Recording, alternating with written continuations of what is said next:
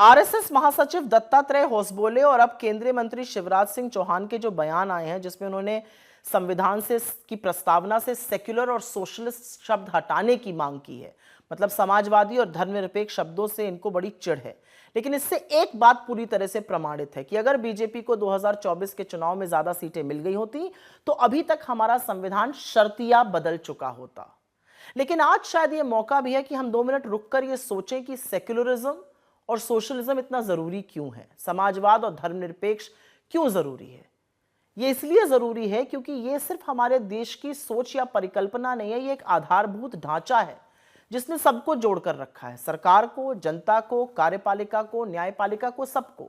Socialism जब शब्द जोड़ा गया हमारी प्रस्तावना में, उसका क्या मतलब था? उसका मतलब था कि देश के हर वर्ग के पास समान अधिकार हो, समान हक हो, आगे बढ़ने के, पढ़ने लिखने के, कमाने खाने के, संपत्ति और समृद्धि में संतुलन बने रखने का मतलब सोशलिज्म है।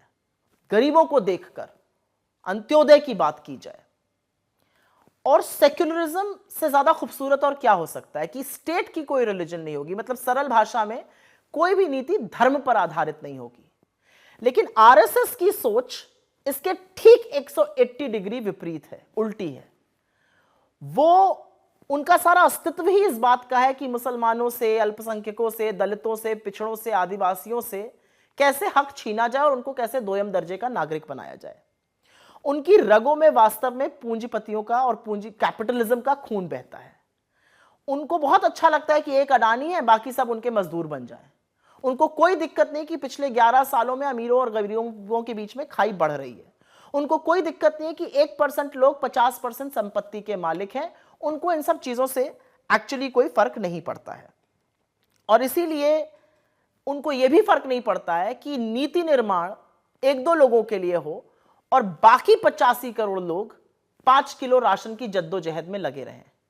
इनके लिए असल में सबसे बड़े खलनायक तो बाबा साहब अंबेडकर हैं, जिनके संविधान ने इस देश के दलितों को, पिछड़ों को, आदिवासियों को, महिलाओं को, अल्पसंख्यकों को यह हक दिया कि वो अपना हक बराबरी से मांग सकें, सम्मानपूर्वक जी सकें।